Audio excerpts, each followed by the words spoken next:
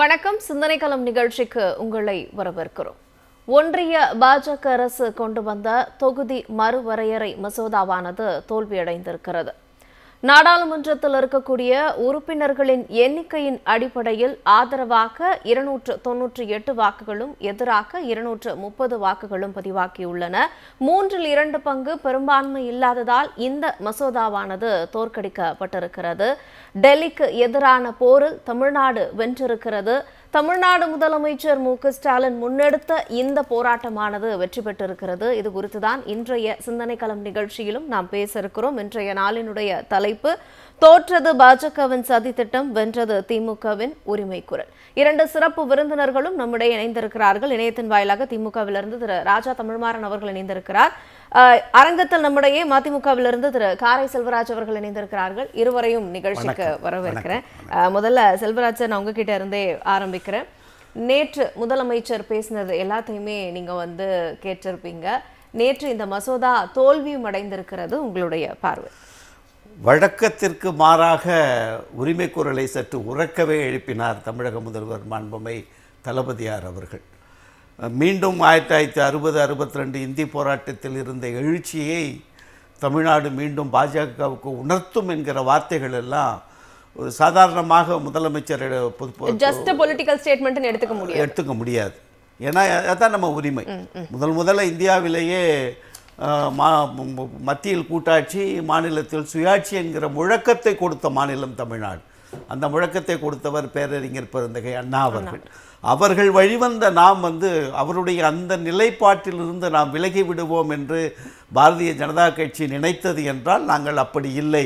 எங்களுடைய உரிமை குரலும் எங்களுடைய போர்க்குரலும் களத்திலே கனமாக ஒலிக்கும் என்று முரசு கொட்டினார் தமிழக முதல்வர் அவர்கள். அவர் எடுத்த அந்த முன்னெடுப்பிற்கு கூட்டணி கட்சிகள் அனைத்தும் ஒத்துழைப்போடு நின்றது ஒரு வெற்றி. கருப்பு கொடி ஏற்றிய நாளில் கருப்பு கொடி வெற்றி கொடியாக மாறி இருக்கிறது. பிரதமர் நரேந்திர மோடி அவர்களும் சபாநாயகர் ஓம் பிர்லா அவர்களும் இந்த கருப்பு கொடியை குறித்து விமர்சனங்களை பாராளுமன்றத்தில் வைத்தார்கள். அப்பொழுது சொன்னோம், எதிர்ப்பை தெரிவிக்கிறது கருப்பு, நீலம் என்று ஒவ்வொரு களவிற்கும் ஒரு ஒரு குறிக்கோள் இருக்கிறது, ஒன்றை உணர்த்தும். இப்போ காவிக்கொடி எப்படி பாசிசத்தை உணர்த்துகிறதோ சனாதனத்தை அப்படின்னு பாராளுமன்றத்தில் எடுத்து வைத்தார்கள். இப்போ இது தமிழ்நாட்டில் இது முதல்னா இதை நம்ம குரல் கொடுத்தோமா, ஏதோ நேற்றைக்கு அறிவிக்கின்ற உடனே நம்ம உடனே கருப்பு கொடி ஆர்ப்பாட்டம்னு நம்ம பண்ணலை. இது முக்கியமாக ஒரு 3 செய்திகளை நாம் முக்கியமாக உணரும். எப்படி திமுக இதை ஒரு தொடர் நிகழ்ச்சியாக கொண்டு வந்தது என்பதுதான் ரொம்ப முக்கியம். அதில் 1971 2001 வரைக்கும் எந்த மாற்றமும் இருக்கக்கூடாது என்று இந்திரா காந்தி அவர்கள் கொடுத்த 82வது சட்ட திருத்தம். அப்புறம் 2001 வாஜ்பாய் அவர்கள் அடுத்த ஒரு 25 ஆண்டுக்கு கொண்டு வந்தாங்க. பாரதிய ஜனதா கட்சி புதிய பாராளுமன்றத்தை கட்டி முடித்தவுடன் 543 இருக்கைகள் இருந்ததை 888 மாற்றியதும் 240-50 பாராளுமன்ற ராஜ்யசபா உறுப்பினர்களை ஒரு 3343 என்று மாற்றிய போதே ஒரு பெரிய கேள்விக்குறி எழுந்து அப்பொழுதிருந்து நாம் இதை விவாதித்து கொண்டிருக்கிறோம். இதை உடனே மார்ச் 2025 மார்ச் 5ஆம் தேதி என்று திமுக தமிழக முதல்வர் அவர்கள் அனைத்து கட்சி கூட்டத்தை கூட்டினாங்க. ஏதோ நேற்றுக்கு எடுத்ததில்லை, இதை மக்கள் உணர்ந்து கொள்ளணும், எடப்பாடியார் உணர்ந்து கொள்ளணும். அனைத்து கட்சி கூட்டம் கூட்டியது திமுக தலைமையிலான அரசு. அப்போது அந்த கூட்டத்திலே முடிவெடுக்கப்பட்டது என்பது அடுத்த 30 ஆண்டுகளுக்கு எந்த மாற்றமும் வந்துவிடக்கூடாது, 7.18% எந்த குறைபாடும் இருந்துவிடக்கூடாது, அது தொடர வேண்டும் என்கிற முழக்கத்தை வைத்தது மட்டுமல்லாமல் ஒத்த கருத்துடைய தென் மாநிலங்கள் மொத்தம் 6 மாநிலங்கள், தென் மாநிலங்களை ஆந்திராவை தவிர்த்து பஞ்சாப், ஒடிசா போன்ற 6 மாநில கட்சி உறுப்பினர்கள் எல்லாம் கலந்து கொண்டு ஒரு கூட்டு நடவடிக்கை குழு ஒன்றை கொண்டு திமுக என்ன செய்திகளை முன்வைத்ததோ அடுத்த 25 ஆண்டுகளுக்கு தொகுதி மறுவரை செய்யக்கூடாது என்று உயர்த்தி குரல் கொடுத்தது 2025 மார்ச் 5ஆம் தேதி. அன்று எழுப்பிய முழக்கம் இன்றைக்கு 16ஆம் தேதி முடிவுக்கு வந்திருக்கிறது என்று சொன்னால் இதில் எவ்வளவு திமுக அதில் கவனமாக கையாண்டிருக்குங்கிறத நம்ம பார்க்கணும். திரு ரேவந்த் ரெட்டி அவர்களும் தமிழ்நாடு முதலமைச்சர் தான் இதை முன்னிலைப்படுத்தி எடுத்துட்டு போகணும் அப்படிங்கிறதையும் குறிப்பிட்டு, தமிழ்நாடு முதலமைச்சர் தான் முன்னிலை எடுத்து கொண்டு போக முடியும், தமிழ்நாடு அரசு மட்டும்தான் இதை முன்னெடுத்து கொண்டு செல்ல முடியும். நீங்கள் இது மட்டும் இல்லைங்க, ஆளுநருக்கு எதிராக போட்ட நீதிமன்ற தீர்ப்புகளை நாம் பெற்றிருப்பது எல்லாம் ஒட்டுமொத்த இந்தியாவிற்கும் எதிர்க்கட்சி ஆளுகிற மாநிலங்கள் பஞ்சாப், வெஸ்ட் பெங்கால், கேரளாவில் ஆளுநர்கள் செய்த அட்டகாசங்களை முடிவுக்கு கொண்டு வந்தது ஒரு 3-4 தீர்ப்புகள் உச்சநீதிமன்றத்தில் பெற்றது தமிழ்நாடு அரசு. அதை நம்ம மறுத்துட முடியாது. அப்போ உரிமைக்கு குரல் கொடுப்பது என்பதில் நாம் என்றைக்கும் பின்வாங்கியதில்லை. ஆனால் அந்த உரிமை குரலை இந்த முறை மிக உறக்கமாக, வழக்கத்திற்கு மாறாக வட மாநிலங்களை ஒருங்கிணைத்து அந்த வெற்றியின் மூலம் தாங்கள் நினைத்ததை சாதித்து விட முடியும். தென் மாநிலங்களுடைய குரல் பலமாக ஒலித்து கொண்டிருக்கிறது. நாம் நினைத்ததை சாதிக்க முடியல. டபுள் இன்ஜின் சர்க்கார் வந்து எடப்பாடியை கொண்டு வந்து வச்சா மும்மொழி கொள்கையை கொண்டு வந்துடலாம், இந்தியை கொண்டு வந்துடலாம், எல்லா பாசிச செய்திகளையும் தமிழ்நாட்டிலே கொண்டு வந்து விட முடியும் என்று அவர்கள் நினைத்தார்கள். ஆனால் அதற்கு மாறாக தேர்தல் களம் அவர்களுக்கு ஒன்றை உணர்த்தி இருக்கிறது.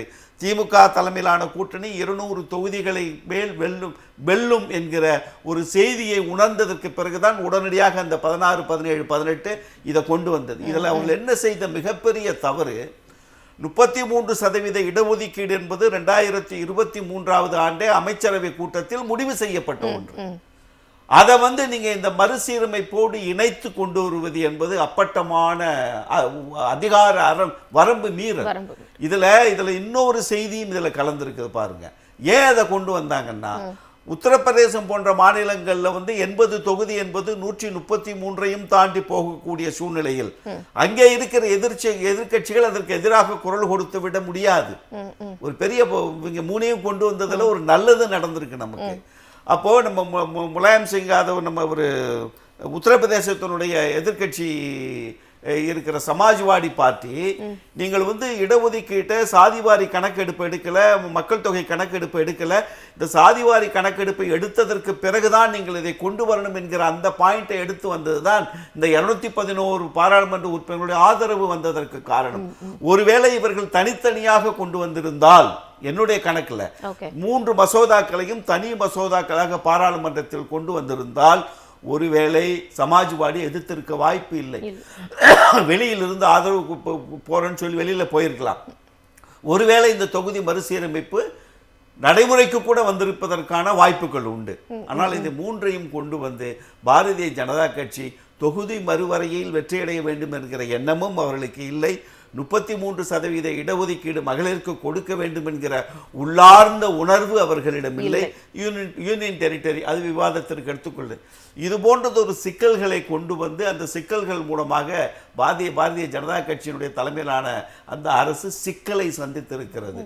வழக்கத்திற்கு மாறாக பாராளுமன்றத்திலே திமுக எம்பிக்கள், எங்கள் மதிமுகவினுடைய எம்பி துரை வைகோ அவர்கள், நம்ம சு வெங்கடேசன் எம்பி அவர்கள் என்று நம்ம கனிமொழி அவர்கள்னு கலக்கிட்டாங்க பாராளுமன்றத்தை. எல்லாருடைய பேச்சுகளும் ஒரு குறிப்பு சொல்லுவாங்க, 40 எம்பி போய் என்ன பண்றீங்க அப்படின்னு ஒரு கேள்வி கேட்பாங்க. எந்த இடத்தில் எதை செய்ய வேண்டுமோ அதை செய்கிற ஆற்றல் எங்களிடம் இருக்கிறது என்பதை உணர்த்தி இருப்பது இந்த 16, 17 நடந்த விவாதங்கள். என்ன ஒரு அழகான விவாதங்க. எந்த விவாதத்தையும் பாரதிய ஜனதா கட்சி முன்வைத்து அந்த விவாதத்தின் மூலமாக அவர்கள் வென்று விடவில்லை. எல்லாத்துக்கும் நீங்க எதிர்கருத்தை எடுத்துங்க. ராசா எடுத்து வைத்த அந்த உரிமை குரல், தேசியத்தின் மீதான பற்றை அவர்கள் பேசுகிற பொழுது எடுத்து வைக்கிற அந்த முழக்கம், அது தமிழகத்தினுடைய முழக்கம், தந்தை பெரியாரின் முழக்கம், பேரறிஞர் பெருந்தகை அண்ணாவின் முழக்கம், முத்தமிழறிஞர் கலைஞரின் முழக்கம், எங்கள் அன்பு தலைவர் வைகோ அவர்களின் முழக்கம், தமிழக முதல்வர் தளபதியார் மாண்புமை தமிழக முதல்வர் அவர்களுடைய முழக்கத்தை ஒட்டுமொத்தமாக பாராளுமன்ற உறுப்பினர்கள் நேற்று ஒலித்திருப்பது என்பது இந்தியாவிற்கே வழிகாட்டுகிற மாநில உரிமையை பொறுத்தவரை தமிழ்நாடு என்பதை மீண்டும் நிரூபித்திருக்கிறோம் என்பதுதான் என்னுடைய முதல் சுற்று. தேஜஸ்விக்கான ராசாவினுடைய பதிலெல்லாம் இன்னைக்கு சோஷியல் மீடியால ஒரு பயங்கரமான ஒரு வைரல் கண்டென்ட்டா போயிட்டு இருக்கு. அதெல்லாம் ஒரு சான்று. இன்னைக்கு இதெல்லாம் அவங்களுக்கு தெரிஞ்சு பேசுறானா தெரியாம பேசுறாங்களேனே தெரியல. எனக்கு குழப்பமே அதுதான். உடனே இங்கே எதிர்கட்சியில் எடப்பாடியார் என்னமோ பெரிய அறிவு கூட்டத்தை கூட வைத்திருக்கிற ஒரு மாதிரி, அமித்ஷா சொல்லிட்டார் எதுவும் கூடாது குறையாது, அவரவர்களுக்கு சதவீதம் இருக்கின்ற அமித்ஷா சொல்லிவிட்டார், நாங்கள் நம்பிக்கையில் இருக்கிறோம். நாசமா போச்சா? உங்ககிட்ட அந்த நாடு இருந்து சிக்கியிருந்தா என்ன ஆயிருக்கும்? அதைத்தானே டபுள் இன்ஜின் சர்க்கார், டப்பா இன்ஜின் சர்க்கார்னார் முதல்வர். ஏன் சொன்னார்? தெரியாமையா சொன்னோம்? எடப்பாடி மட்டும் இந்த இடத்தில் இருந்திருந்தால் நிச்சயமாக அனைத்து உரிமைகளையும் பறிகொடுத்து விட்டு தமிழ்நாடு தத்தளித்து போயிருக்கும். இந்த 100 ஆண்டு கால திராவிட இயக்கத்தினுடைய சிந்தனைகளை வேறு எடுத்திருப்பார் எடப்பாடியார். அவருக்கு செக் வச்சிருக்காங்க. நீ சும்மா அப்படியெல்லாம் அரசியல் பண்ணிட்டு போக முடியாது தம்பி, நீ கலைஞர் அங்கேருந்து ஓடி வந்தாரு, இங்கேருந்து ஓடி வந்தாரு, சிறை வச்சாரு, இப்படின்னு தனி மனித தாக்குதல்களை கொண்டு வந்து தமிழ்நாட்டுல அது நடக்காது. தமிழ்நாட்டில் நடக்காது. எதையும் பேசிடவும் தனி மனித தாக்குதல் என்பது நீங்கள் பொதுக்கூட்ட மேடைகளில் பேசலாமே தவிர தேர்தல் களம் நான் ஒரே விஷயம் சொல்றேங்க. இப்போ எங்க தலைவர் வைகோ பேசுறார், துரை வைகோ பேசுறார், தொல் திருமாவளவன் அவர்கள் பேசுறாங்க, பொது உடைமை கட்சியில் பேசுறாங்க. யாராவது தனிப்பட்ட முறையிலே ஒருத்தரை தாக்கி பேசிக் கொண்டு இருக்கிறோமா? தமிழக அரசாங்கத்தினுடைய கடந்த 5 ஆண்டுகால சாதனை, அந்தந்த கட்சிகள் கொடுத்திருக்கிற தேர்தல் அறிக்கைகள் கொடுத்திருக்கிற அந்த வலிமையான செய்திகளை எடுத்து வைத்து தேர்தல் களத்தை சந்தித்துக் கொண்டிருப்பது வெற்றியின் மீது இருக்கிற நம்பிக்கையில் இந்தியா கூட்டணி, திமுக தலைமையிலான கூட்டணி தனி மனித தாக்குதலை கொண்டு போய் தரம் தாழ்ந்து விமர்சனம் வைத்துக் கொண்டிருப்பது.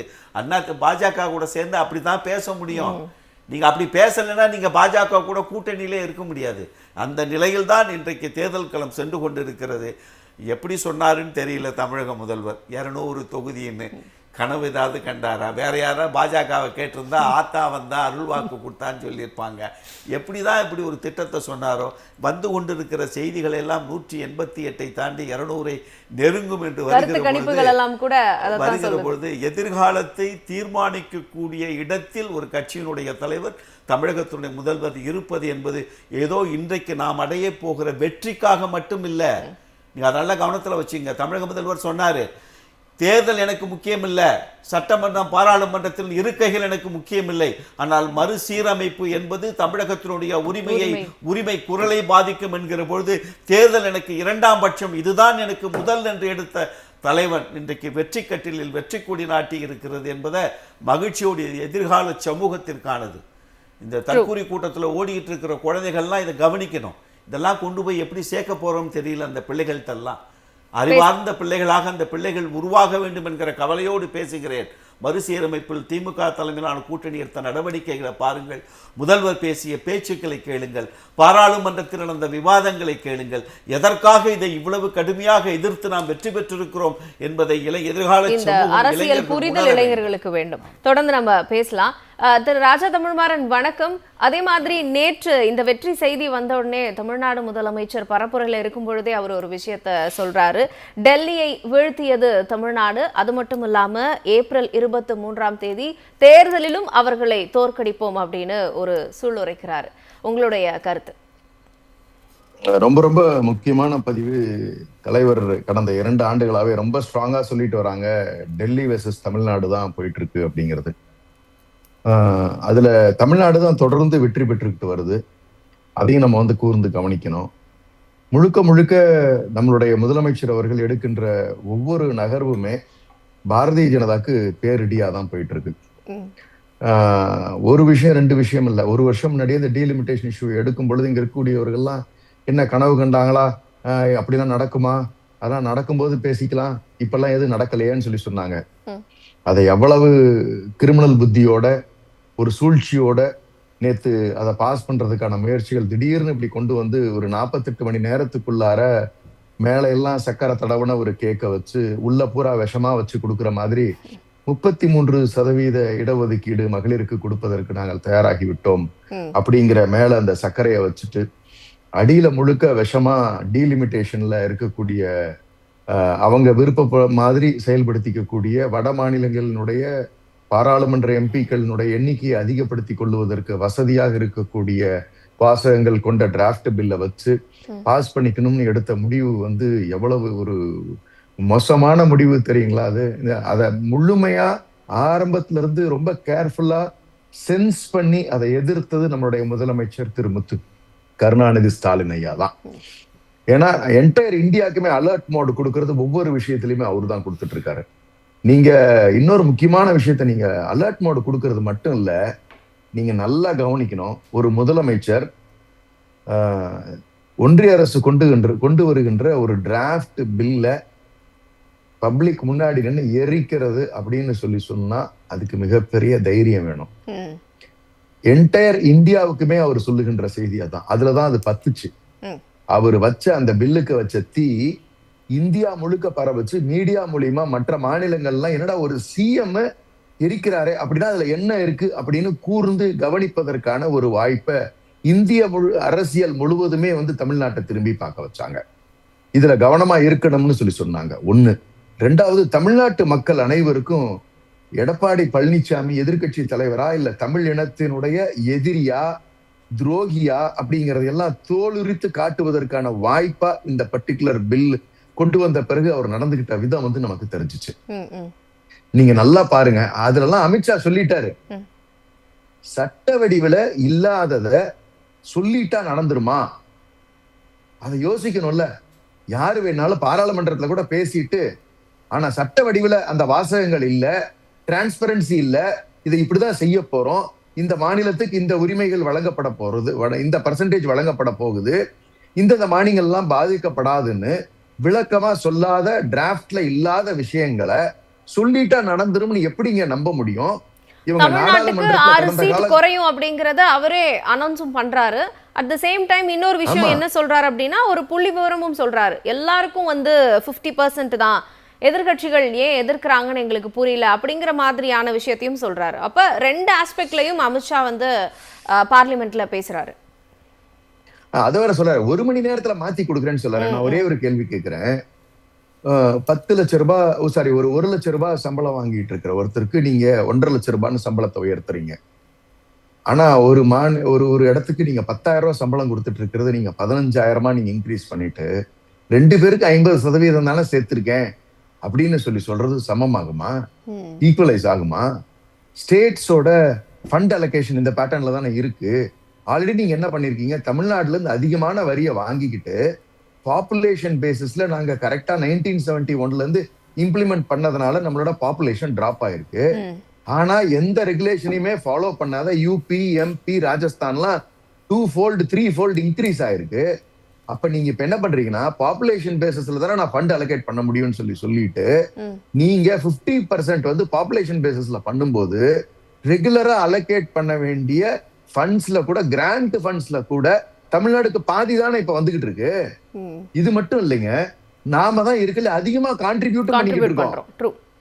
ஆமா, அது ரொம்ப ரொம்ப முக்கியமா நம்ம கவனிக்க வேண்டியது இந்த விஷயத்தை பொறுத்த வரைக்கும். நீங்க அப்ப பைனான்சியலா எவ்வளவு ஒரு பெரிய டிஸ்கிரிமினேஷன், எவ்வளவு ஒரு அநீதி, எப்படிப்பட்ட ஒரு அக்கிரமம். இத நிர்மலா சீதாராமன் நம்ம யார் ஏதாவது பேசுறாங்களா? எங்கேயாவது ஒரு வார்த்தை வருதா அந்த அம்மா?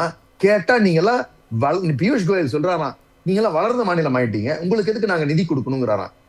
எங்ககிட்ட இருந்து சம்பாதிக்கிற காசு இது, நாங்க கொடுக்கிற வரி, கேட்கிற உரிமை எங்களுக்கு இருக்கு.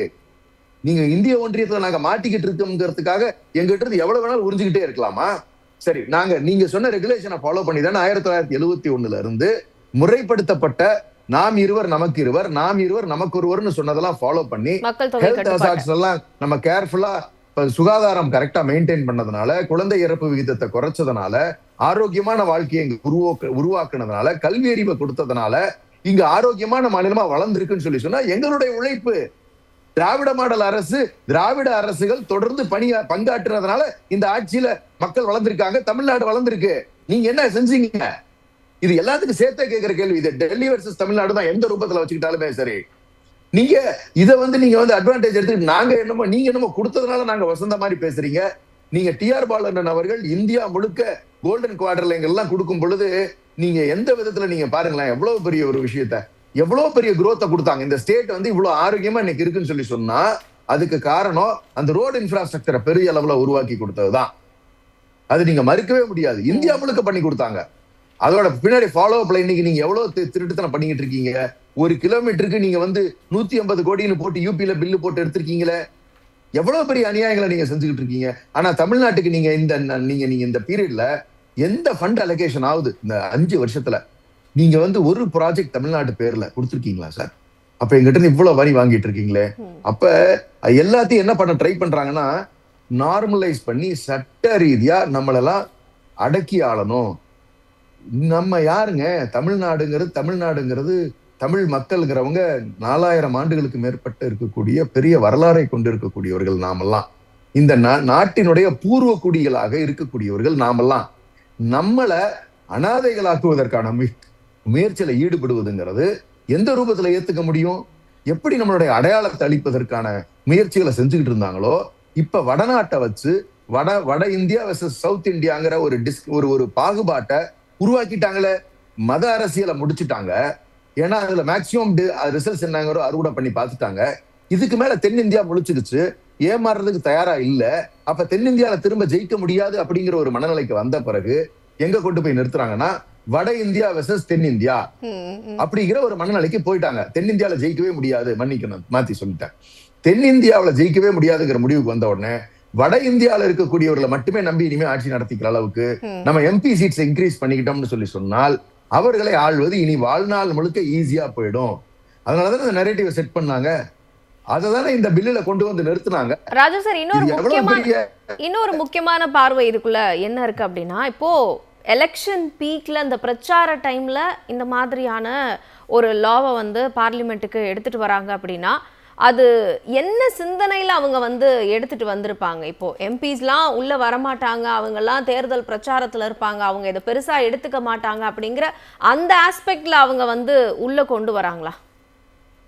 இல்ல, அவங்க நினைச்சது என்னன்னா, இந்த 33% பில்லு தானேன்னு சொல்லிட்டு நம்ம யதார்த்தமா அப்ரூவ் பண்ணிடுவாங்க, எல்லாரும் ஒத்துக்குவாங்க அப்படிங்கிற ஒரு குறைச்சு மதிப்பிட்டாரோ நினைப்புல அவங்க குறைச்சு மதிப்பிட்டு அவங்க அதை செஞ்சதுதான். அதுக்கு பின்னாடி ஏன்னா 2023 அண்ணன் காரையண்ணா ரொம்ப அழகா சொன்னாங்க, சென்சஸ் எடுத்த பிறகு மறுவரை செய்த பிறகுதான் நாம இதை செய்ய முடியும், 33% இம்ப்ளிமெண்டேஷன் பண்ண முடியுங்கிறதான் 2023ல.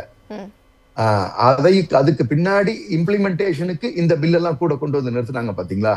அதுன்னு ஒத்துக்கிட்டு கவனம் இல்லாம எல்லாம் எலெக்ஷன் பிரச்சாரத்துல இருக்கும்போது தென் மாநிலங்களோ இல்ல வெஸ்ட் பெங்கால் இருக்கக்கூடியவர்களோ தேர்தல் பிஸியில இருக்க கேரளா, தமிழ்நாடு, வெஸ்ட் பெங்கால் இதெல்லாம் வந்து நம்ம தேர்தல் பிரச்சார பரப்புரையில இருக்கோம். கிட்டத்தட்ட ஒரு 90 சீட்டுகளுக்கு மேல வந்து வெளியே இருக்கும், அப்ஸ்டெயின் ஆவாங்க, அதுல பிஸியா இருப்பாங்க, நாம இந்த பில்ல பாஸ் பண்ணிக்கலாம் அப்படின்னு குறைச்சு மதிப்பிட்டுட்டாங்க.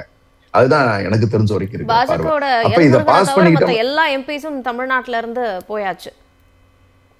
ஆமா ஆமா ஆமா, அவங்க 10% போனாங்க, நம்ம ஆட்கள் 10% போயிட்டதுனால பில்லு செம்ம அடி.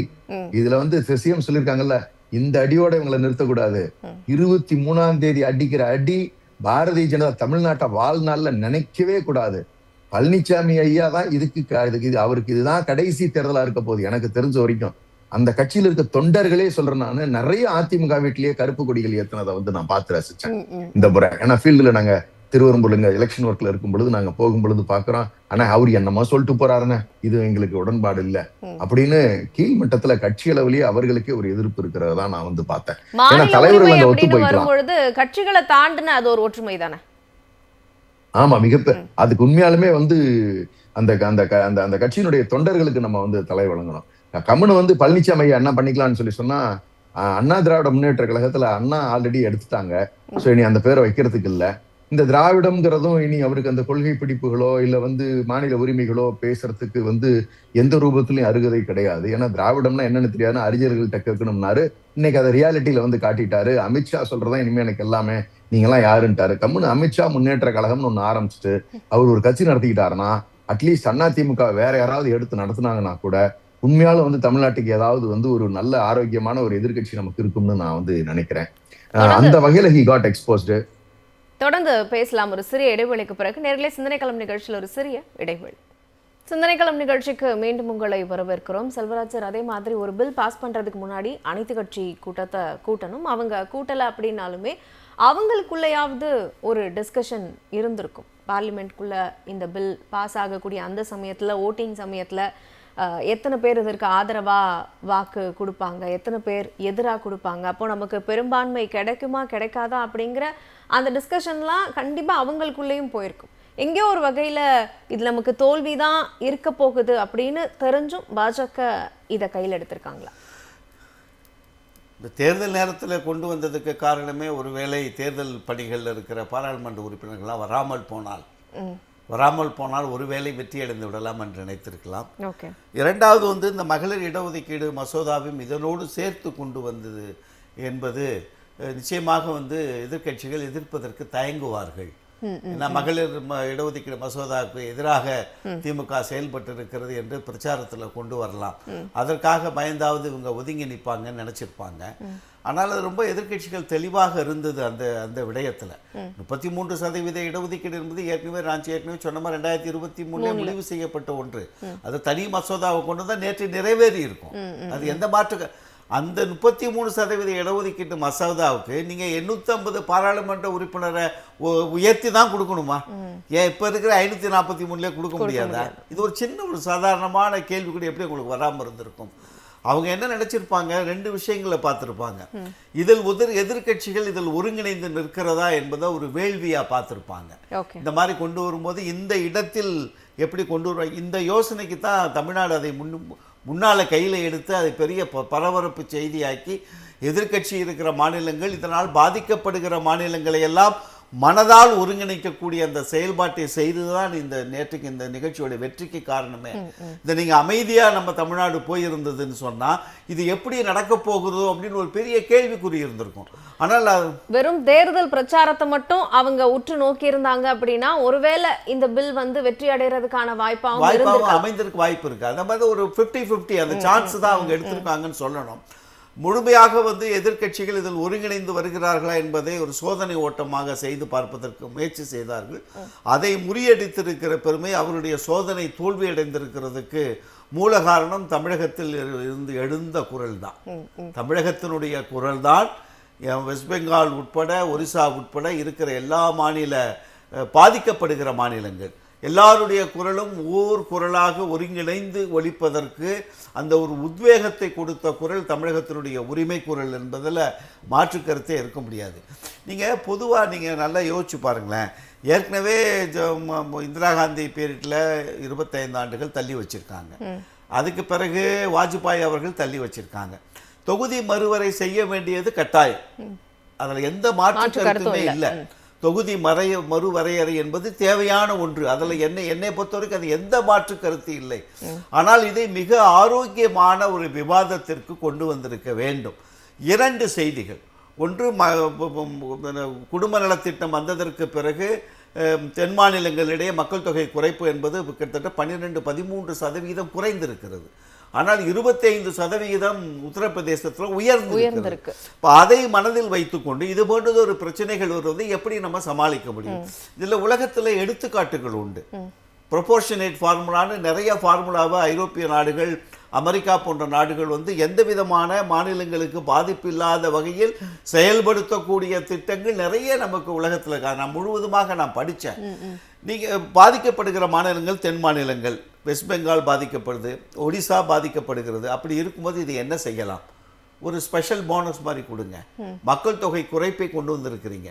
இந்த மக்கள் தொகை குறைக்கணுங்கிறதுக்கான நோக்கம் என்னவா நம்ம செட் பண்ணோம். முதல்ல நீங்கள் எனக்கு ஒரு சேலஞ்ச் எனக்கு கொடுக்குறீங்க. அதை நான் ஒரு 10 நாட்கள்னு சொல்கிறீங்க, நான் 5 நாட்களிலே அதை நான் நிறைவேற்றி கொடுக்குறேன். ஆனால் 10 வருடமானதற்கு பிறகும் கூட ஒருத்தர் நிறைவேற்றியே கொடுக்கலன்னு சொல்லுகிற பொழுது எனக்கான ரிவார்டு ஒன்று இருக்கு, காம்ப்ளிமெண்ட் அங்கே போகுது. அப்போது நீங்கள் அதை என்ன செய்திருக்கணும்? மறுவரை தேவை, நிச்சயமாக மாற்ற வேண்டும், மாற்று கருத்து இல்லை. நீங்கள் என்ன செய்திருக்கணும்? இதற்கான ஒரு ஸ்பெஷல் தென் மாநிலங்களுக்கான ஒரு சிந்தனை உங்கள்கிட்ட வந்திருக்கணும். மக்கள் தொகை கணக்கெடுப்பை வெற்றிகரமாக நடத்திய, மக்கள் தொகை கட்டுப்பாட்டை வெற்றிகரமாக நடத்தியிருக்கிற தென் மாநிலங்களுக்கு ஏற்கனவே இருக்கிற தமிழகத்தில் இருக்கிற அந்த 7.18% என்பது இந்த வரையும் தொடரும். இப்போ 5.6 குறைச்சிருக்காங்க இல்லைங்களா? அது இல்லை, 7.18 தொடரும்.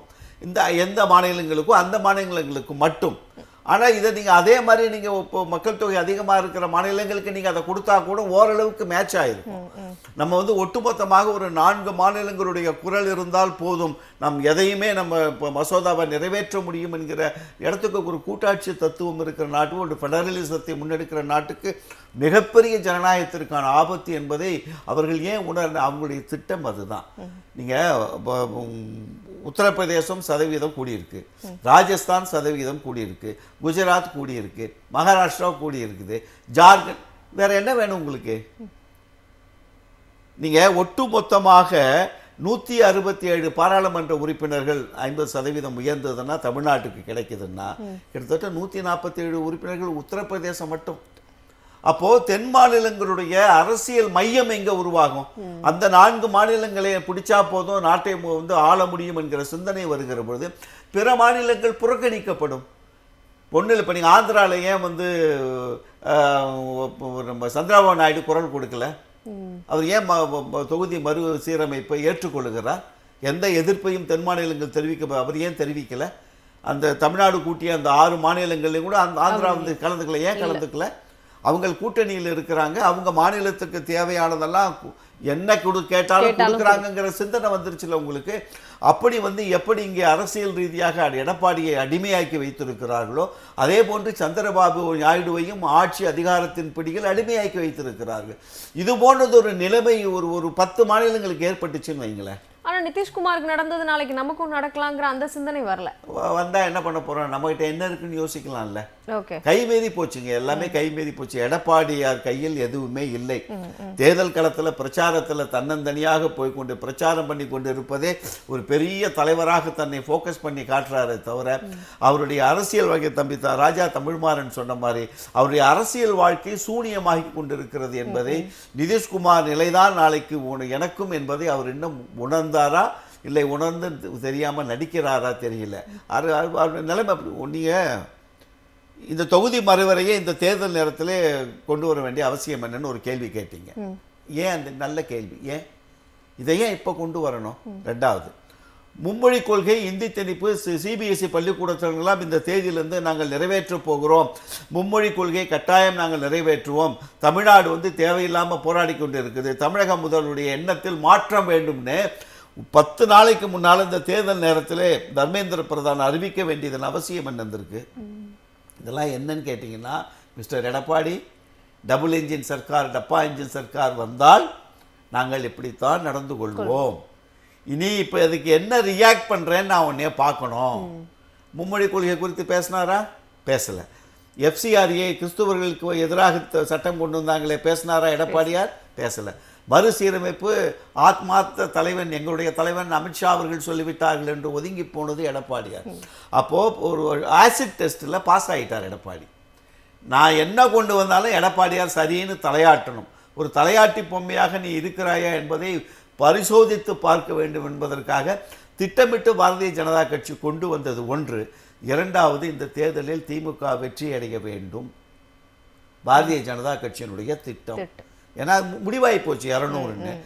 நம்ம இன்னமும் கூடுதலாக அவங்களுக்கு தொகுதி போய் கிடைக்கட்டும், அதிமுக சதவிகிதத்தை இழக்கட்டும், தமிழ்நாட்டில் அதிமுகவை காலி பண்ணுவதற்கான சரியான தருணம்.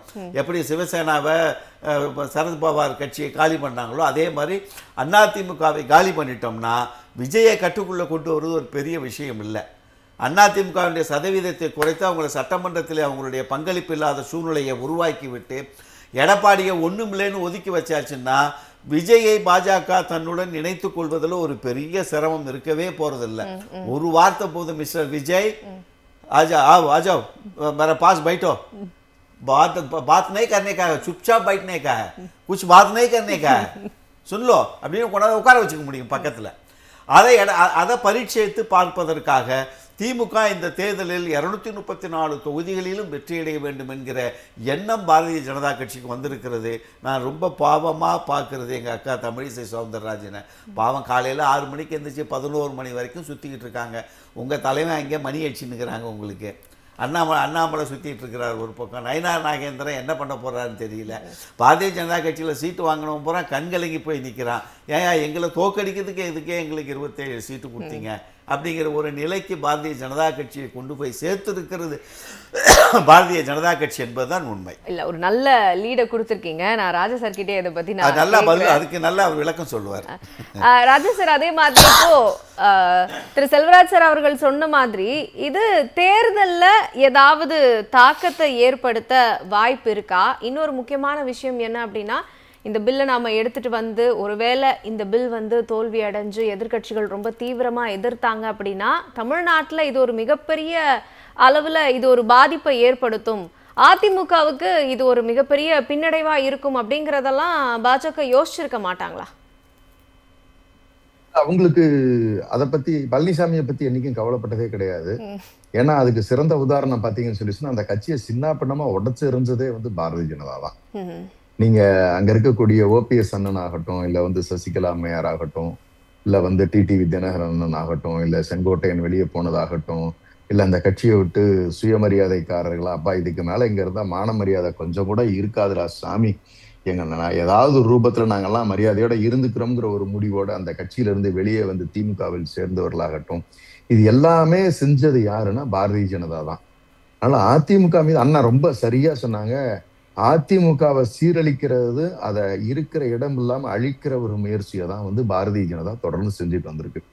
அதுக்கு ஈஸியா கிடைச்ச டூல் வந்து அவங்களுக்கு கைப்புள்ள வந்து பழனிசாமி அண்ணன் மட்டும்தான். எனக்கு தெரிஞ்ச வரைக்கும் அவரு பழனிசாமி ஐயா அந்த வேலையை கரெக்டா செஞ்சுட்டு வந்திருக்காரு. அவரை நம்ப வச்சு ஏமாத்திக்கிட்டு இருந்தாங்க. அது குச்சி முட்டாய் கொடுத்தா போதும் அப்படிங்கிற ரேஞ்சுக்கு, அப்பா நீதான்பா தலைவர், நீதான்பா அந்த கட்சியை நீங்க காப்பாற்ற போறீங்க அப்படிங்கிற ஒரு ஆட்டிடியூட்ல அவங்க வந்து தெளிவா அதை கொண்டு போயிட்டு இருந்திருக்காங்க அப்படின்னு தான் நான் வந்து பாக்குறேன். அதிமுகவை பத்தி அவங்களுக்கு எந்த அக்கறையும் இல்லை. இன்ஃபேக்ட் வந்து அவங்க கூட்டணி கட்சிகள் ஜெயிக்கணுங்கிற அக்கறை கூட இருந்த மாதிரியான எனக்கு தெரியல. ஏன்னா அவங்களுக்கு தெரியும், இப்படி ஒரு நெருடலை பண்ணிட்டு ஒரு கட்சி இப்படி சீரழிச்சுட்டு அதிமுகவினுடைய தொண்டர்கள் பாரதிய ஜனதாவினுடைய 28 வேட்பாளர்களுக்கு வாக்களிப்பாங்கன்னு நினைச்சாங்க பாத்தீங்களா? அதுதான் வந்து பெரிய ஆச்சரியத்திலயும் ஆச்சரியம். நீங்க ஒரு குடும்பத்தை பூந்து கெடுத்துட்டு அந்த குடும்பத்தை எல்லாம் சீரழிச்சிட்டு அந்த உறவுகள் எல்லாத்தையும் பிச்சு வீட்டை விட்டு துரத்திட்டு அந்த வீட்டை நீங்க ஆக்கிரமிக்கிறதுக்கான முயற்சிகள்ல பத்திரத்துக்கு குடும்பத்தார் எல்லாம் வந்து கையெழுத்து போடுவாங்கன்னு நம்புறீங்க பாருங்க. அதுதான் மிகப்பெரிய அயோக்கியத்தனம். ஆனா ஒரு விஷயம், அந்த வீட்டை இடிச்சிட்டாங்கிறதான் எங்களுக்கு உண்மையிலேயே வேதனையா இருக்கு. அது ஒரு முக்கியமான பதிவு. அதிமுகவை பற்றி அவர்கள் கவலைப்படவில்லை. அவர்கள் உண்மையிலே சொல்ல வேண்டும் என்று சொன்னால், இந்த தேர்தலை பொறுத்தவரையில் அதிமுகவை முடிப்ப இலக்குல அவங்க வந்து அட்டைன் பண்ணிட்டாங்க அப்படிதான் வந்து பாக்குறோம். திமுக பொறுத்த வரைக்கும் இன்னொரு முக்கியமான பதிவுகளை நான் சொல்ல விரும்புறேன். அப்ப தோல்வின்னு தெரிஞ்சுன்னா பாஜக இந்த மசோதாவை கையில் எடுத்திருக்காங்க, அப்படி ஒரு பார்வை அவருக்கு தமிழ்நாட்டை பத்தி. தமிழ்நாடு எலெக்ஷனுக்கே அவங்க வரல, கவனிச்சிங்களா நீங்க? பிரதமர் பேருக்கு மட்டும் தான் வந்தாரு. Amit Shah if it have been serious about Tamil Nadu எலெக்ஷன்ஸ்னா அட்லீஸ்ட் 3-4 டைம்ஸ் வந்திருந்திருப்பாரு. எஃபெக்டிவா இங்க ரோல் பிளே பண்ணிருப்பாங்க. அவங்க வரலங்கும் பொழுது இங்க அவங்களுடைய பர்பஸ் வந்து to what you call disintegrate ADMK. அதுதான், அதாவது அதை சின்ன பின்னமாக உடைத்து அவங்களோட குறிக்கோள் என்னவா? அதற்கு அவங்களோட குறிக்கோள் அவர் முடிஞ்ச பிறகு அண்ணன் சொன்ன மாதிரி விஜய் ஒரு பக்கம் கூப்பிட்டுக்கிறதுக்கான ஒரு முயற்சி செய்வாங்கன்னு தான் நினைக்கிறேன்.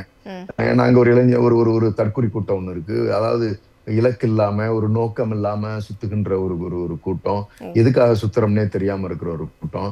மொத்தத்துல பிஜேபிங்கிறதே வந்து அவங்க சொல்றது வந்து என்னது, வடநாட்டுல அவங்க சொல்லுகின்ற ஃபேமஸ் ஸ்லோகன் வந்து ஜெய் ஸ்ரீராம். ஏன் சொல்றான்னு அவனுக்கே தெரியாது. ஒரு மாப் பிஹேவியர்ல இருக்கிறவங்க தான் அங்க இருப்பாங்க. அது மாதிரியான ஒரு கிரௌடு தான் அந்த விஜயை சுத்தி இருக்கக்கூடிய ஒரு கிரௌடு. ஏன் செய்யறோம்னு தெரியாது, சும்மா ஒரு போதையில செய்யற மாதிரி ஒரு ஹைப்பை கொடுத்துட்டு ஒரு கூட்டமா சேர்ந்து சேதங்களை விளைவிக்கின்ற ஒரு குரூப்பா தான் வந்து அதுவும் இருக்கு. ஸோ அவங்களுக்கு அந்த குரூப் செட் ஆகிறதுக்கான வாய்ப்புகள் வந்து நிறையவே இருக்குதான் செய்யுது. அதே மாதிரி ஸ்ட்ரக்சர் வைஸ் ஏடிஎம்கே கொஞ்சம் ஸ்ட்ரக்சர் இருக்கு. ஸோ இந்த ஸ்ட்ரக்சரையும் அதையும் மரிச்சு பண்ணா நாளைக்கு ஃபியூச்சர்ல ஒரு கோயலிஷன் கவர்மெண்ட்டுக்கான ஒரு முயற்சிகளை ஒரு எதிர்கூட்டணி அப்படி ஒன்று உருவாக்குவதற்கான முயற்சிகளை ஈடுபடுவதற்கான ஒரு திட்டமிடலா கூட இருக்கலாம். அதை பொறுத்திருந்துதான் வந்து பார்க்கணும். ஏன்னா இந்த தேர்தலுக்கு பிறகு அவங்க அப்படி நினைச்சுக்கிட்டு இருக்கலாம். ஆனா அந்த தேர்தலுக்கு பிறகு விஜய் இருக்கின்ற இடம் காணாமல் போவதற்கான வாய்ப்புகள் நிறைய இருக்கு. எல்லாம் செலவு பண்ணி அந்த மாவட்டத்துல இருக்கிற பசங்க எல்லாம் சேர்த்து கொஞ்சம் கொஞ்சமா காசு செலவு பண்ணி எல்லாம் இறைச்சு அழிச்சு முடிச்ச பிறகு திரும்ப எந்த நிலையில போய் நிப்பாங்க, திரும்ப அந்த கட்சி நிப்பாங்களா, இவரு திரும்ப சினிமா நடிக்க போயிடுவாரு, இவருக்கு எந்த பிரச்சனையும் கிடையாது, இப்போ டிக்ளேர் பண்ணிட்டார் ஆல்மோஸ்ட் வந்து ஒரு படம் பண்ண போறோம் அப்படிங்கிற மாதிரிலாம். ஸோ அதனால அந்த ஆஸ்பெக்டுக்குள்ள நம்ம பெருசா போக வேண்டாம். அது நிக்க போறதுல அது ஒரு காளான் மாதிரி சரியத்தான் போகுதுங்கிறத என்னுடைய பார்வையில் இருக்கு. இன்னும் 2 முக்கியமான விஷயங்களை நான் பதிவிட விரும்புறேன் நானு. அதாவது சிஎம் மட்டும், சீஃப் மினிஸ்டர் மட்டும் அது செய்யல. கொள்கை வாரிசாக இருக்கக்கூடிய நம்ம கழகத்தினுடைய இளைஞரணி செயலாளர் மதுரையில நின்று எங்க கண்ணகி வந்து சேராமண்ணா செப்புவதுடையன்னு நீதி கேட்ட மண்ணில இருந்து அதே சட்ட நகலை எரிச்சாரோ அதற்கான இம்பாக்ட் கண்டிப்பா கொள்கை வாரிசாக நிரூபித்திருக்கிறார். மிகப்பெரிய வரவேற்பையும் இளைஞர்களுடைய கவனத்தை அது பெரிய அளவு ஈர்த்தது. அந்த வழியில அவர் ஸ்ட்ராங்கா நின்றுருக்காருங்கிறது நமக்கெல்லாம் உண்மையிலேயே ஒரு பெருமையான விஷயம். அடுத்து ரொம்ப சிறப்பா சொல்லணும்னு நினைக்கிறது வந்து அண்ணன் வைகோ அவர்களாகட்டும், நம்மளோட கூட்டணி கட்சியில் இருக்கக்கூடிய அண்ணன் திருமானன் ஆகட்டும், சட்டமன்றத்தில் அவர்கள் ஆற்றிய உரைகளும் பொங்கி எழுந்த விதமும் தமிழர்களை ஒட்டுமொத்த இந்தியாவுமே திரும்பி பார்த்தது. அந்த கூட்டணி கட்சி தலைவர்கள் அத்தனை பேருக்குமே வந்து மிகப்பெரிய நன்றி கடன் பட்டிருக்கிறோம். தமிழர்களாக ஒரே அணியில நின்னது இன்னைக்கு வந்து எல்லாத்துக்கும் ஒரு பெருமையா இருக்கக்கூடிய ஒரு நிகழ்வா இருந்துச்சு. அது மட்டும் இல்ல, பழனிசாமி ஒரு விஷயம் கேட்டுட்டு, இந்த 40 பேர் என்ன செஞ்சுட்டீங்கன்னு. எங்கால ஒரு ஆள் இருந்தா போதும் அந்த தீயை பத்த வைக்கிறதுக்கு, இந்தியா முழுக்க பத்த வைக்கிறதுக்கு. எங்களுடைய தலைவர் ஒருத்தர் போதும். அங்க 40 பேர் எங்களுடைய ரெப்ரசன்டேஷன் இருக்காங்க. என்னெல்லாம் செய்ய முடியுங்கிறத இந்த 2 நாள்ல இந்தியா முழுக்க எப்படிப்பட்ட விஷயங்களை பரப்ப முடியும், எப்படி எப்படி ஒரு செய்தியை ஒரு அநீதியை மக்களுக்கு கொண்டு போய் சேர்க்க முடியுங்கிற வேலையை தமிழ்நாட்டில் இருக்கக்கூடிய எம்பிக்கள் மிகப்பெரிய அளவில் செய்து காட்டி இருக்கிறார்கள். இது மிகப்பெரிய பாடம் அப்படிங்கிறது அவங்க தெரிஞ்சுக்கணும். அது மட்டும் இல்ல, இந்த மகளிர் மசோதாவை பொறுத்த வரைக்கும் அந்த ரொம்ப சிம்பிளான லாஜிக்ங்க. அண்ணா சொன்ன மாதிரி, அண்ணா கீரை நம்ம அண்ணா சொன்னாங்க, ரொம்ப சிம்பிளா சொல்றேன், 344 நீக்கிட்டாங்கன்னா போதுங்க. இப்ப இருக்கிற ஸ்ட்ரென்த்லயே 33% இம்ப்ளிமெண்ட் பண்ணிட்டு அதுல இருக்கிற அலகேஷனை கொடுத்துட்டு அழகா கொண்டு போலாமே. நீங்க 15 லட்சம் மக்களுக்கு நீங்க எம்பி ஒண்ணு வச்சிருந்தா என்ன, 20 லட்சத்துக்கு வச்சிருந்தா என்ன, 25 லட்சத்துக்கு வச்சிருந்தா என்ன? அவங்க என்ன லோக்கல்ல இருக்க டிச்சு பிரச்சனையை பார்க்க போறாங்களா, ரோடு பிரச்சனையை பார்க்க போறாங்களா? அவங்க பாலிசி மேட்டர்ஸ்ல ஒரு நாடு எப்படி வழிநடத்தப்பட வேண்டும், இந்த மாநிலத்தினுடைய பிரச்சனைகள் என்ன, அதோட ரெப்ரசன்டேட்டிவா பிரதிநிதிகளாகத்தான் அங்க வந்து போறாங்க. அதெல்லாம் பாக்குறதுக்கு தான் லோக்கல் பாடி இருக்கு, அதுக்குதான் ஸ்டேட் கவர்மெண்ட் இருக்குல்ல. அப்ப அதுக்காக நீங்க பிரிக்க வேண்டிய நெசசிட்டி இல்லை. நீங்க அமெரிக்காவோட மாடலை நீங்க பாத்தீங்கன்னா, ஒரு மாகாணத்துக்கு இன்னைக்கு வரைக்கும் 1921 அவங்க அமெரிக்கா ஃபார்ம் பண்ணதுல இருந்து பாத்தீங்கன்னா, ஒரு மாகாணத்துக்கு எவ்வளவு பாப்புலேஷன் இன்க்ரீஸ் பண்ணாலுமே 2 ரெப்ரசன்டேஷன் தான் இன்னைக்கு வரைக்கும் வச்சுக்கிட்டு இருக்காங்க. அப்ப ஒரு representation is more then enough. இதை இன்க்ரீஸ் பண்ண வேண்டிய நெசசிட்டியே இல்ல. Unless and otherwise north south டிவைட நீங்க விரும்பி சுயநலமா ஒரு சூழ்ச்சி மூலியமா பர்மனண்டா சட்ட ரீதியா வட இந்தியர்கள் தென் இந்தியர்களை ஆள்வதற்காக, அடக்கி ஆள்வதற்காக, அடிமைகளாக மாற்றி வாழ்வதற்காக, அவர்கள் தங்களை பலப்படுத்தி கொள்ளுவதற்காக தேவை இருந்தாலே ஒழிய இதை செய்ய வேண்டிய அவசியமே கிடையாது. இன்னொரு முக்கியமான ஒரு கேள்வி என்ன அப்படின்னா, பிரதமர் பேசும்பொழுது கூட அவர் டீலிமிட்டேஷன் பத்தி கூட நிறைய பேசல, மகளிர் மசோதாவை பத்தி தான் அவருமே நிறைய பேசினார். அப்போ இப்ப டீலிமிட்டேஷன் பில் பாஸ் ஆகல, ஆனா இது எதிர்கட்சிகளுக்கு எதிரா இப்படி மகளிர் மசோதாவை அவங்க பாஸ் பண்ண விடல. இந்த மாதிரியான ஒரு ஆப்போசிட் இதுல கட்டமைக்கப்பட வாய்ப்பு இருக்கா? ஏன்னா அவங்க உடனே இதை கையில் எடுக்கிறதுக்கான வாய்ப்பு இருக்கு. ஏன்னா தமிழ்நாட்டை பொறுத்த வரைக்கும் மகளிருடைய பேராதரவு திமுகவுக்கு இருக்கு அப்படிங்கிறதுனால இவங்க தான் மகளிரோட மசோதாவை பாஸ் பண்ண விடல அப்படிங்கிற அந்த பிரச்சாரத்தை அவங்க கையில் எடுக்க வாய்ப்பு இருக்கு அதிக அளவில், இல்லையா? இல்ல, அது எடுபடாது. ஏன்னு கேட்டுக்கிட்டீங்கன்னா, அவங்களுக்கு எல்லாத்துக்குமே தெரியும், உள்ளாட்சியில் 50% இடஒதுக்கீடும், அரசு ஊழியர்களை 40% இடஒதுக்கீடும் கொடுத்திருக்கிறது தமிழ்நாடு. சொத்துல சம உரிமை பெண்களுக்கு வழங்கியது தமிழ்நாடு. இப்படி இந்தியாவுக்கே மொத்தமா எக்ஸாம்பிளா இருந்துட்டு இருக்கிறது தமிழ்நாடு தான். எனக்கு பயங்கர சர்ப்ரைஸ் என்னன்னா, மோடி அவர்களும் அமித்ஷா அவர்களும் பெண் உரிமை பத்தி பேசுறாங்கிறதே கேலிக்குறியான ஒரு விஷயமா தான் நான் பாக்குறேன். அவர்கள் எந்த காலத்திலயும் அப்படி அதை செஞ்சதே இல்லை. அவருடைய சனாதன தர்மப்படி எடுத்து பாத்தீங்கன்னா கூட பஞ்சமர்களுக்கு கீழே, மிருகங்களுக்கு கீழே பெண்களை வைக்கின்ற வழக்கம் அவங்களுக்கு உண்டு. வந்தேரிகள் கலப்பணம் இருக்கக்கூடியவர்கள் அப்படித்தான் நடந்துக்குவாங்க. அது நம்ம ஆச்சரியமான ஒரு விஷயம் கிடையாது. அதெல்லாம் தமிழ்நாடு மாதிரி பூர்வக்குடிகள் இருக்கிற இடங்கள்ல தான் தாயை பிரதானமா வச்சு பெண்ணை முன்னுரிமைப்படுத்துகின்ற ஒரு சமூகம் நம்மெல்லாம். அப்ப மொத்தமா இது எங்க நிக்குதுன்னு பாத்தீங்கன்னா, பூர்வக்குடிகளா இருக்கக்கூடிய தமிழ்நாடு, ஆந்திரா, கேரளா, கர்நாடகா, ஒரிசா, வெஸ்ட் பெங்கால், இங்கெல்லாம் தான் டாமினண்டா இன்னமும் அந்த ரைட்ஸ், அந்த சன் ஆஃப் த சாயில்ஸ் கலப்பணம் இல்லாமல் இருக்கக்கூடியவர்கள் பெருமளவில் இருக்கக்கூடிய இருக்கும். இங்கெல்லாம் தான் பிஜேபினால காலகாலத்துக்கு காலுன்றதுக்கு வழி இல்லாமலே போயிட்டு இருக்கு. அப்ப இதெல்லாம் அடக்கி ஆளணும்னு சொன்னா, இந்த பூர்வகுடிகள் எல்லாம் சப்ரஸ் பண்ணணும்னு சொன்னா, இன்னும் சரியா சொன்னா அவதார் சினிமால ஒரு பர்டிகுலர் செக்டர் ஆஃப் பீப்புளை எவ்வளவு அரகன்ஸ் மூலியமா போய் அங்க இருக்கிற வளங்கள் எல்லாம் புடுங்குவதற்காக ஒரு முயற்சி எடுத்து ஒரு போரை செஞ்சாங்களோ, அந்த சினிமா மாதிரி நம்ம கிட்ட இருக்கிற வளங்களை எல்லாம் புடுங்குவதற்கான முயற்சிகளை சட்ட ரீதியா அங்கீகாரப்படுத்தி பர்மனண்டா நம்மளெல்லாம் அடக்கி ஆள்வதற்கான ஒரு நயவஞ்சக சூழ்ச்சி முறையை தான் அவங்க கையாண்டாங்க. அதுல நம்முடைய தலைவர்கள் எடுத்த முயற்சி மிகப்பெரிய முறியடிக்கப்பட்டுச்சு பெருமளவில். அதான் சொன்ன, இந்த அடி வாழ்க்கையில பிஜேபி என்னைக்குமே பார்த்திருக்காது. தேசிய அளவுல திமுகனால ஒத்த தீய எங்க தலைவர் இங்க இருந்து பத்த வச்சது, இந்தியா முழுக்க பத்தி எரிச்சதை பார்த்தோம்ல. அதான் சொன்னாரு, பழைய திமுகவை பாக்குறதுக்கு தயாரா இருந்துக்குங்கிற நிலையை சொல்லிட்டாரு. இது மாதிரி ஏதாவது நடந்துச்சுன்னா வேற மாதிரி இருக்கும், நீங்க நல்லா வச்சுக்கோங்களேன். அதாவது திமுகங்கிறது ஒரு கட்சியினுக்கு அப்பாற்பட்டு இதை பார்த்தோம்னு சொன்னா, இந்த இனத்தினுடைய மறவர் கூட்டம். இது பாதுகாப்பதற்காக இதனுடைய அடையாளங்களை, பண்பாட்டை, நாகரிகத்தை, மொழிய, நம்மளுடைய எல்லா விதமான பண்பாடுகளையுமே உள்ளடக்கியது தான் இந்த கட்சி. இதை பாதுகாக்கிறதுக்காகவும் இதை வெளிக்கொண்டு ஊர் மக்கள், நம்மளுடைய தமிழர்களுக்கு புரிய வைக்கிறது தான் நம்ம செய்திருக்கக்கூடிய மிகப்பெரிய வேலை. பாதுகாப்பு அரண். அதுக்கு ஒற்றையால இன்னைக்கு நம்ம சிஎம் நின்னு எதிர்க்கிறாருல்ல.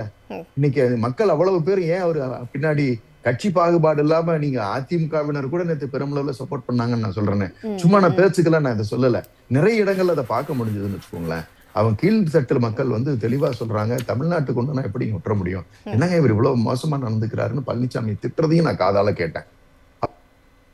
அப்ப நம்மளோட முதலமைச்சர் அவர்கள் நமக்கெல்லாம் மரணம் இருக்கிறார். அந்த கட்ஸ் இருக்கு பாத்தீங்களா, இது தமிழர்களுடைய தனிப்பட்ட அடையாளம்.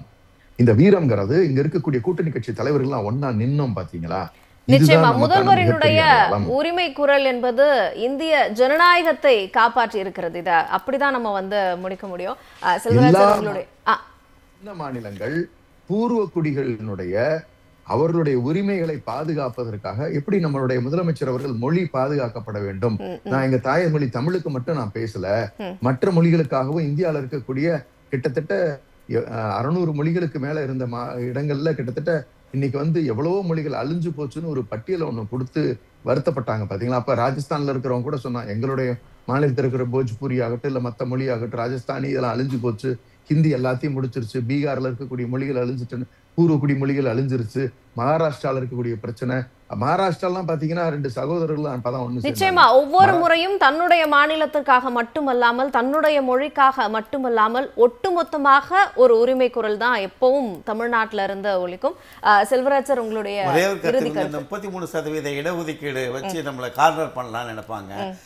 என்னை பொறுத்தவரை நான் எதிர்பார்ப்பது ஆட்சி அமைந்தவுடன் முதல் போராட்டமே 33% இடஒதுக்கீட்டை பாராளுமன்றத்தில் நிறைவேற்ற வேண்டும் என்கிற போராட்டமாக அமையும் என்பது என்னுடைய பார்வை. நிச்சயம் நிகழ்ச்சியில் கலந்து கொண்ட உங்கள் இருவருக்கும் என்னுடைய மனமார்ந்த நன்றி. நேயர்களே, சிந்தனைகள் நிகழ்ச்சி நிறைவு பெறுகிறது. வணக்கம்.